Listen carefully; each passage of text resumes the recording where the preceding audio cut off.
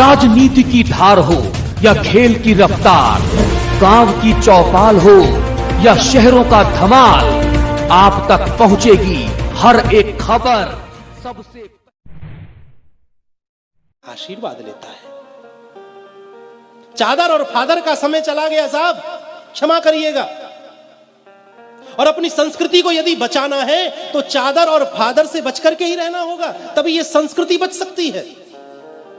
वो समय चला गया जब कहीं जाकर के चादर चढ़ाई जाती थी, कहीं जाकर के फादरों से मिला जाता था। अब समय वह आया कि जब अन्य किसी देश का राष्ट्रपति प्रधानमंत्री आता है तो हमारे देश का प्रधानमंत्री उसे ले जाकर के गंगा जी की आरती कराता है। महाराज, ये दृश्य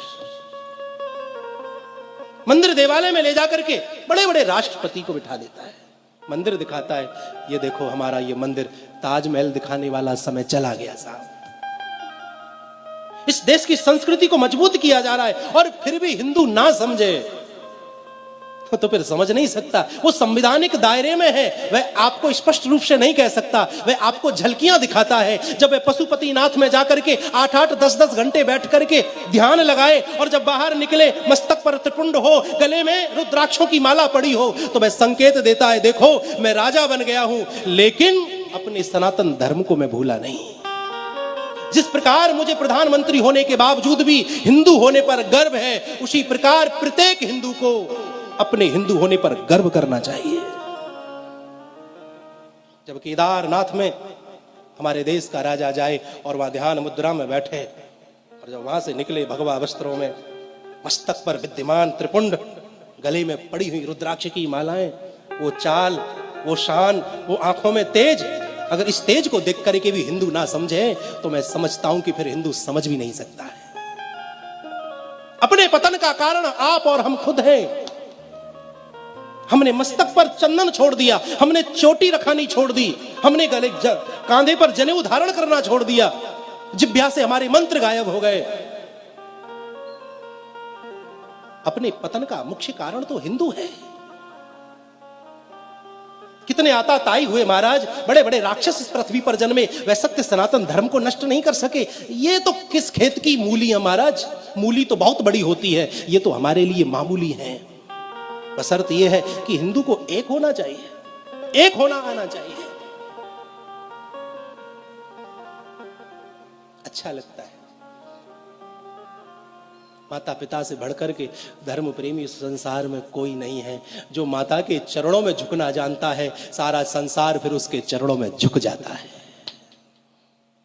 मातृ देवो भव, वेद की प्रथम शुक्ति है मातृ देवो भव। पितृ देवो भव, वेद की दूसरी शुक्ति है। मेरे भाई बहन, कितनी भी कावड़ ले आइए, कितने भी व्रत कर लीजिए, कितनी भी परिक्रमा कर लीजिए, लेकिन तुम्हारे घर में बैठे हुए तुम्हारे माता पिता, सास ससुर तुमसे प्रसन्न नहीं है, तुमसे खुश नहीं है, तो मंदिर में खड़ा हुआ जो मूर्ति है, जो एक पत्थर है, वो आपके लिए भगवान नहीं हो सकता।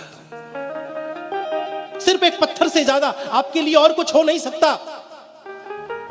जब घर में बैठे हुए माता पिता तुमसे प्रसन्न नहीं है तो मंदिर में खड़ा हुआ भगवान या बैठा हुआ भगवान तुमसे कदापि प्रसन्न नहीं हो सकता है। ये बात मैं आपको बड़ी जिम्मेदारी के साथ बोल रहा हूं। अपने माता पिता से प्रेम करिए साहब। ये जब तक जीवित है इनका सम्मान करिए, इनका सत्कार करिए, इनका आदर करिए। इनकी आंखों में कभी हमारी वजह से आंसू ना आ जाएं, इस बात का प्रयास करते रहिए।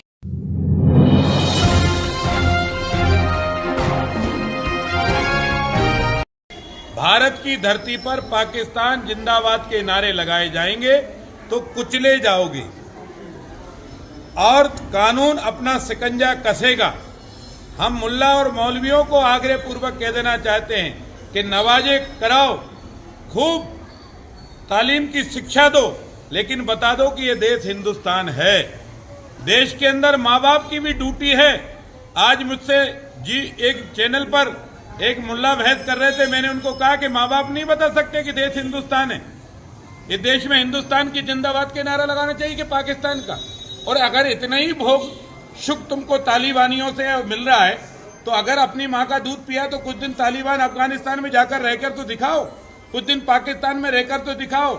अरे ये वो देश है जो तुम्हारी बदतमीजियां सहकर भी तुमको सहारा देता है, तुमको उठाता है, तुम्हारी मदद करता है। इसलिए सुधरो, इस देश की धरती पर मर मिटने वाला अस्पाक बनो, जिससे पूरा देश तुमको सलाम करे। अगर तुमने देश के खिलाफ बदतमीजियां की तो कानून का डंडा और कानून का शिकंजा दोनों कसाएगा, और फिर इनको जो बचाने आएगा उन पर भी डंडा चलाया जाएगा। ओबीसी का हो रहा है, ओबीसी ने कहा है कि हिंदुस्तान में भी होता है, जो तालिबान में हुआ है वो हिंदुस्तान में भी चलता आ रहा है।